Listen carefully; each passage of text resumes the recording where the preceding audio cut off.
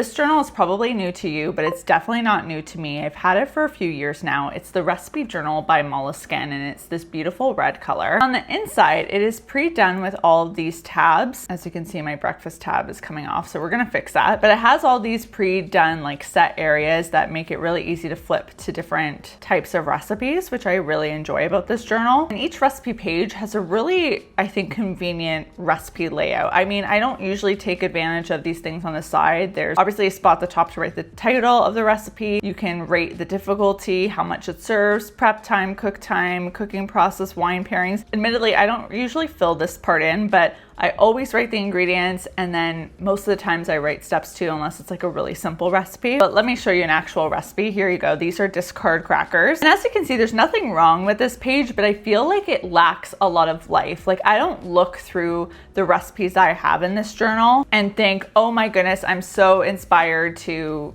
get cooking and to make this dish. This is my pizza dough recipe that I follow. It's not my recipe. It's actually from T. Roy Cooks on YouTube, but I wrote it down and wrote my extra steps and stuff. But the great thing about a recipe journal is the fact that you get to add all these little notes. You see smudges on some of the writing because clearly like something when cooking got onto the journal. And I love like how alive a recipe journal can feel, but I really only want this journal and have only intended this journal to be a spot for recipes I use all the time. So even though this vegetarian chili recipe isn't necessarily mine or my creation, I've used it or I've cooked it enough times that I wanted it to just be cemented into my journal. So I just printed it out here, and there you go, have it right in my journal. I don't mind like every recipe kind of looking a little different too, but I want to give this whole book a lot more pizzazz than it currently has. So that's what we're going to do today, because I do believe it's possible to reimagine pre-existing journals and you know, from this point on, make it a little bit more of an inspiring thing to flip through. I love the idea of also having a recipe journal, because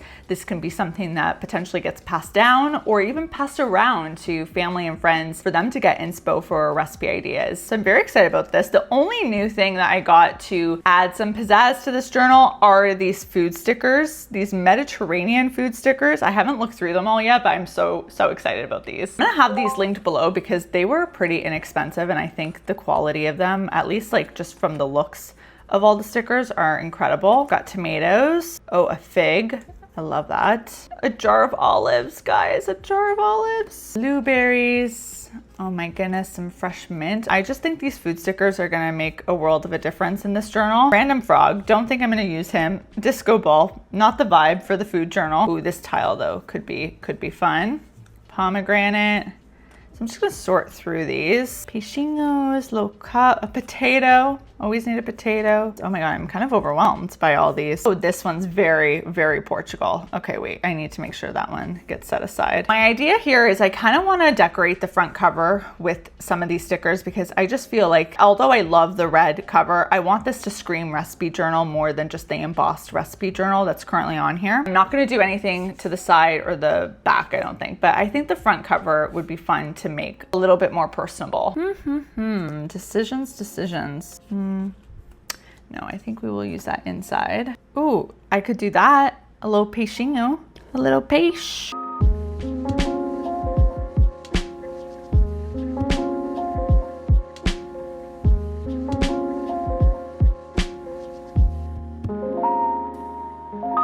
I was looking at this journal on Amazon. It's not like cheap. I mean, it's not the most expensive journal I bought, but yeah, it's not cheap. So I didn't want to feel like I needed to buy another one when this one was perfectly good. And for less than $10 Canadian, these stickers are kind of making me feel like it's a new journal. I just love finding ways to re-love things you already have. You know, new stuff is great too. I get excited about that, but there's a lot to be said about finding joy in the re-love, the upcycle, the reinvention, the makeover, whatever word you want to call it. Okay, are you gonna come off, my friend? The finish on these stickers also feels like they're gonna be good in terms of being a kitchen sticker, because they look like I can probably wipe them with a damp towel and they won't get ruined. Oh, I think that's so cute. And then when the band's on, that's what it looks like. Come on, that's adorable. I'm a very happy camper. So what I'm gonna do is I'm just gonna take out some of the stickers before I like kind of put them in a pile again that I really do like and potentially will use throughout the journal. Like this pickle one has to be used. Now that I've done this interior cover, I want to open it up, and right from the get-go, when you open this journal up, it has this beautiful pattern. It is almost like picnic blanket kind of pattern that I adore. I love that there's like, in case of loss, please return to blank, blank, blank. I took out some of my contact information. I feel like I'm overthinking like this process, and I just think to myself, you know what? When it looks a little awkward, that's when you know it's been handmade. And that's the whole point of this journal, is it should be imperfect because it means it's been used and it's been loved. But I love all of this blue tile and olive references because, like I said, it's the Portuguese in me, the De Silva in me. That makes me really happy. And there is one Portuguese recipe that I did in the spring. It's called pão doce. It's a Portuguese sweetbread. And I actually adapted my grandmother's recipe. I say adapted because I don't know if you've ever tried to follow a grandparent's recipe. Like my grandmother doesn't measure anything. So when I ask her things like, how much sugar did you put in something? She's like, oh, like just a cup. And she'll show me the most random mug in her kitchen cupboard that is not a standard 1 cup measuring cup. So you always kind of have to guesstimate. And then after a few rounds of the recipe, finally kind of figured it out. Oh, so cute. The front pages of this journal actually have some really interesting things. There's a food calendar for what's in season for both the northern and southern hemisphere. Food facts about different ingredients, like what the calories are, protein, fat, hand types, kitchen knives, cooking methods, vegetable cuts. Like I guess these are things to consider to like using if you're writing proper recipes down. There's a planning section. Okay, and then we get into the thick of it. So currently I have appetizers, breakfast, main dishes, side dishes, and desserts. I don't know why I have a whole section for breakfast. I think I'm gonna redo this one. Actually, this is my first one in the appetizer section. It's like a set of cocktails. I never ended up transferring to this journal. So I am gonna do that even though I'm not drinking right now, but I want it to look nice in here and not be on sticky notes. My one complaint about this journal is that the actual tabs, the first starting tab, isn't like a more structured page. I wish it was something like cardstocky so it felt like each section was different, but I'm wondering if I could just do that myself. Where's a pencil? So I'm gonna mark this. Be right back. I'm just gonna go cut that. Do I like that? I don't know, I think that's better. No, I'm gonna do it. I'm gonna do it. Look at what is about to go down. So, do you see what I'm getting at here? These are gonna be so cute. Perfect, perfect, perfect, perfect. Okay, next one. Obviously, this is completely unnecessary, but I just feel like it's gonna give it a lot of pizzazz. And I love nothing if not pizzazz and making things harder than they have to be. I also enjoy that quite a bit. I'm out of the photo squares. These are the little adhesive squares. I always feel like they never are gonna run out, and then they do. And I'm like, huh? You gotta be careful though with these because they are permanent. Okay, so what am I gonna do though if I don't have the squares? Okay, so I'm just gonna be very light with this. Probably makes more sense to glue this than the paper. So now that's what this book looks like. Where are my scissors? I do feel like I need to trim. Like this looks like a completely different journal. The organization here isn't as important because at the back, which I haven't started filling in, there's actually a legend. So each numbered page has a spot for you to write down what the recipe is on that page. So when I actually need to find something specific, that's where I would go. Breakfast, mains. I hate to brag, folks, but I think it looks fabulous. Now that we've got the tab sorted, I want to show examples of what the actual recipes could potentially look like or how I'm going to spruce them up. So I'm going to call these easy cocktails and I'm going to transfer. Let's get these off of here. I'm not going to follow the ingredients and preparation section because this is like 3 different recipes. So I'm going to do a little yellow line, Cosmo, another one. And up here. Now that I've written those out, I feel like this would be a good spot to put a lemon because of the lemon bomb cocktail. I think that's all the decor I'll do for that one. But already that looks like just so much more exciting to look at. This pizza dough one, I also wanted to add this little pizza. Now technically, like, I have the sticker here, but I could also draw a pizza. I feel like it'd be fun to do some doodles as well. Let's see if maybe I can find a recipe that I feel confident in doing that for. And this one too, I'm gonna add, you know, some fun line work. Maybe I'll add a little color.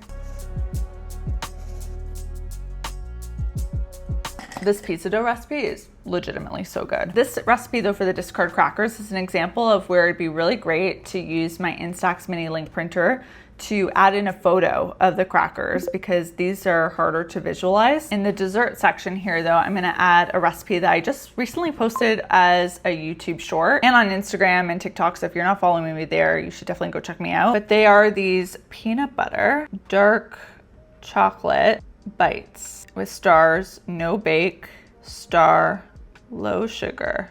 Then I'm also going to draw a little bite. This is roughly what it ends up looking like.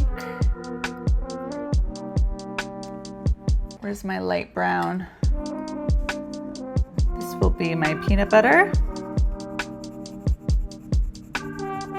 And this will be my dark chocolate. I'm using pencil crayons to do this, by the way, which I think that's a Canadian thing to call them pencil crayons. I think other people call them colored pencils. See, like that's exactly what I want. Just some creativity in here. Peanut butter, maple syrup, vanilla, almond flour, chocolate, coconut oil. The coconut oil just helps make the dark chocolate a little runnier. Sea salt. Instead of writing the steps though, I'm just gonna have the ingredients converge here.